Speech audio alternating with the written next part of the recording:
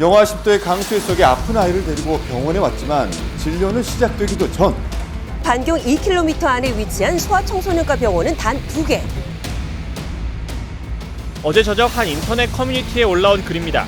소아과에 현장 접수를 하는데 진료를 받기 위해 보통 새벽 3, 4시부터 대기한다.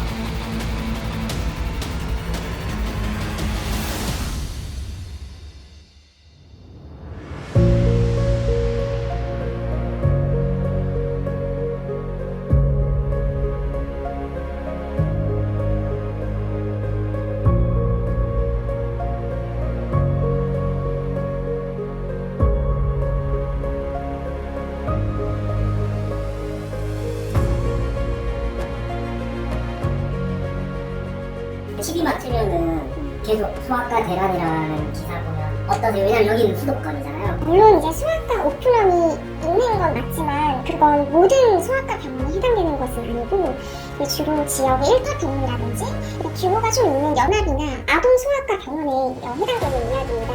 그런 병원을 선택적으로 취재를 해서 마치 소아과 의사가 부족해 보이게끔 여러 무리를 하는 것이라고 저는 생각을 합니다. 소아과 오픈런은 정말 몇 소아과 병원에 해당되는 이야기고 1년 내내 있는 현상도 절대 아닙니다. 소아과 오픈런이 있는 그 병원 하나를 갖고 전체가 그렇다 이렇게 우리가 단정 지을 수 있는 건 아니에요. 그리고 이런 현상은 20년 전에도 10년 전에도 계속 있었던 일이고 저도 10년 전에 아이 병원 데려가면 한두 시간, 길게는 접종 전에 3시간 기다리기도 했는데 감기철이나 독감철에 있을 수 있는 일이고 그거에 대해서 크게 불만이 있지만 시스템을 개편해야 된다 막 그렇게까지 문제 삼은 적은 없었거든요. 이거는 약간 그러니까 의대 지원을 이슈화시키기 위해서 언론에서 이제 여론몰이를 한 거라고 저는 봅니다.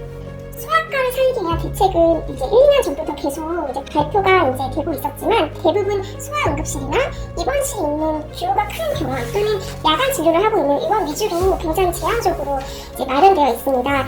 소아과 전체를 살리기 위해서는 작은 규모의 소아과 의원을 위한 대책도 함께 마련되어야 된다고 생각을 합니다. 지금 소아과 간판을 내려서 탑가로 전환하는 선배 의사들이 이렇게나 많은데 그걸 보고 어떤 후배 의사가 소아과를 선택을 하겠습니까? 의사 선생님들을 소아과를 선택하게끔 하면 당장 1년 후에 소아과 응급실을 열 수 있는 건데 그거는 정말 처우 개선만 해줘도 당장 1년 후에 효과가 나타나거든요. 정부가 제시하고 있는 소아과 부족의 진단과 해결이 앞뒤가 맞지 않다는 게 저는 주장이기도 해요. 아이들 아파서 병원 가면 이거 뭐 오픈런 하듯이 기다려야 된다 이런 얘기들 많이 하잖아요. 이런 상황은 어떻게 보세요? 소아과는 계절적인 영향이 굉장히 강합니다. 소아과가 환자가 확 몰렸다가 또 어떤 때는 환자가 하나도 없었다가 이런 들쭉날쭉한 그런 부분이 많이 있기 때문에 좀 어렵고 저희들은 경영위기, 운영위기 이런 것들을 많이 경험하고 있습니다. 자극적인 말로 국민들을 호도하고 그에 따라서 의대 정원에 빌미를 잡고 있다 이렇게 보여집니다. 저는 현장도 방문했습니다마는 일시적으로 뭐 감염병 상황에 따라서 그럴 수는 있지만 제 동네에 있던 소아과 선생님들은 오는 환자가 없어서 들어오는 문만 쳐다보고 있는 상황이고요. 그러다 보니 소아청소년과 의사가 소아청소년과를 개설하지 못하고 일반 의원을 개설해야 되거나 요양병원이나 다른 데 취직하고 있는 상황이 문제가 아니냐.